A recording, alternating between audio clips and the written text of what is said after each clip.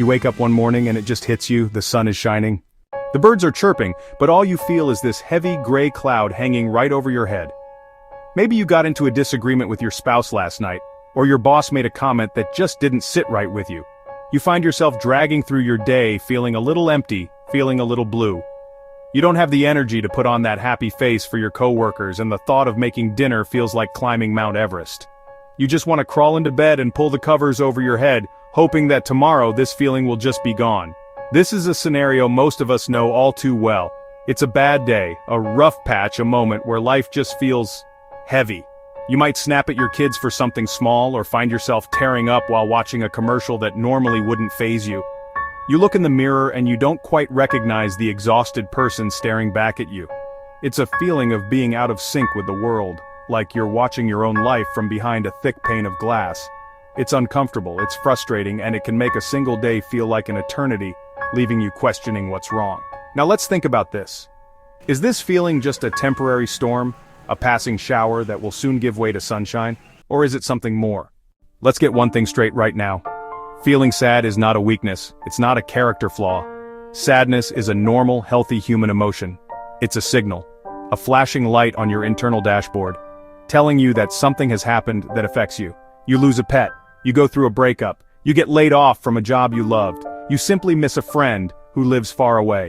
Your heart is going to ache. You're supposed to feel sad in those moments. It's a natural, appropriate response to pain, loss, or disappointment. It's proof you are a living, breathing, feeling human being. Sadness serves a purpose. It forces you to slow down, to process what has happened, and to begin the healing process. When you allow yourself to feel sad, you acknowledge a loss. It's part of how we grieve and adapt to change. If you didn't feel sadness, you'd be a robot. These feelings, as uncomfortable as they can be, connect us to our experiences and to each other. They create empathy. Acknowledging your sadness is the first step to moving through it. You talk to a friend, you cry it out, you write in a journal, you take a long walk. Do what you need to honor that emotion. Now we have to talk about the other side of the coin, clinical depression. I want you to erase the casual definition you might have in your head. This is not about having a bad week or feeling bummed out. Depression is a pervasive, relentless, debilitating medical illness. It's a mood disorder caused by a combination of genetic, biological, environmental, psychological factors. It changes the chemistry in your brain.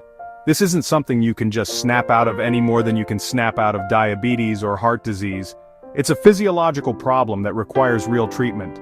When you're dealing with depression, the feeling is not just sadness, it's a profound emptiness, a void, numbness where joy and pleasure used to be.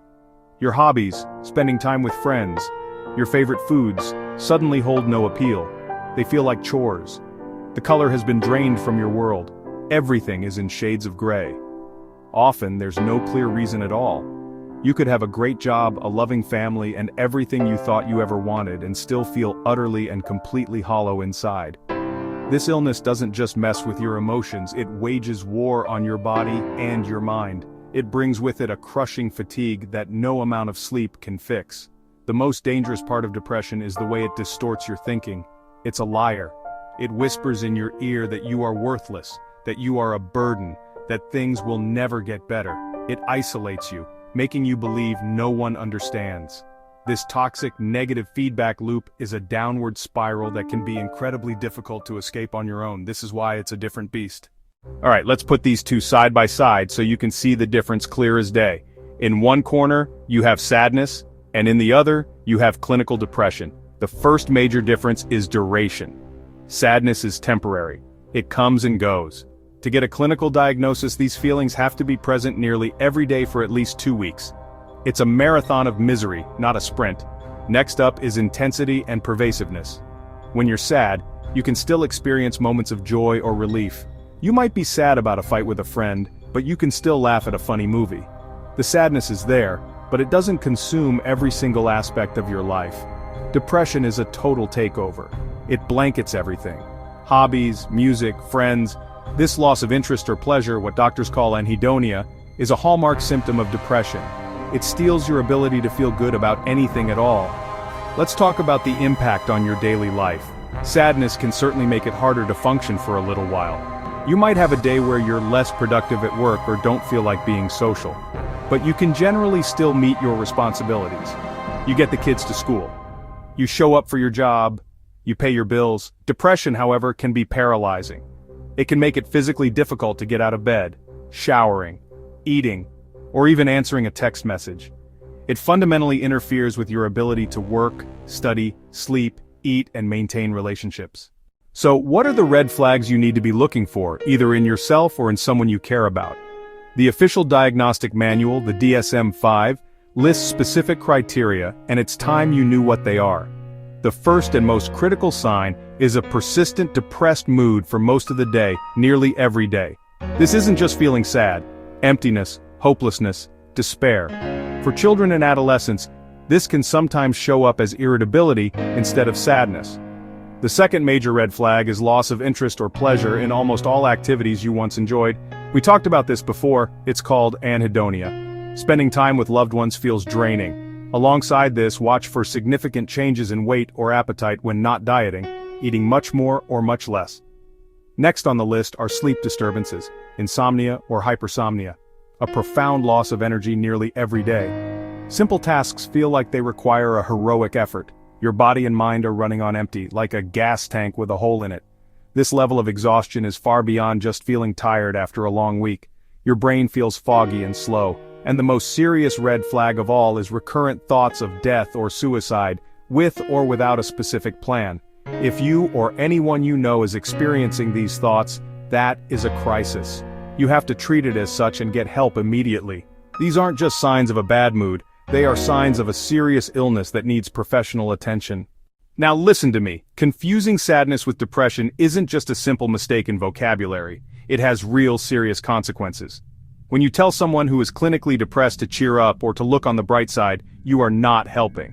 In fact, you are making it worse. You are invalidating their reality and minimizing a serious medical condition. It's like telling someone with a broken leg to just walk it off. It's not only unhelpful, it's cruel. It reinforces the guilt and shame, making them feel even more isolated and misunderstood. When we mislabel depression as just being sad, we create a culture where people are afraid to ask for help. Silence is where depression grows, where it gets stronger, and where it takes lives. Think about the long-term damage. Untreated depression can destroy everything in its path. It can ruin careers, it can destroy families, it can destroy friendships, it can lead to serious physical health problems, including heart disease, chronic pain, and a weakened immune system. Your mental and physical health are completely intertwined. Ignoring one means you are damaging the other. You can't afford to let that happen to yourself or to someone you love. The stakes are as high as they get. Untreated depression is one of the leading causes of suicide. People die from this illness. So what's the bottom line here? The bottom line is that it's time to stop living in the dark. It's time to turn on the lights. Get educated. Start having real conversations about mental health. You don't have to be an expert, a doctor, or a therapist to make a difference. You just have to be a human being who is willing to listen, to learn, and to care. If you see a friend who is struggling, who has been sad for way too long, who is showing the red flags we've talked about, say something. Ask them, are you okay? If you are the one who has been living under that heavy dark cloud, I'm talking directly to you right now. There is no shame in what you are feeling. You are not broken, you are not weak, and you are not alone.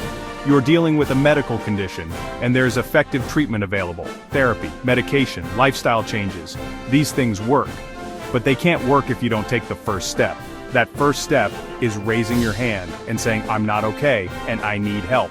That is the single bravest, strongest thing you can do. Let's agree to stop using the word depressed lightly.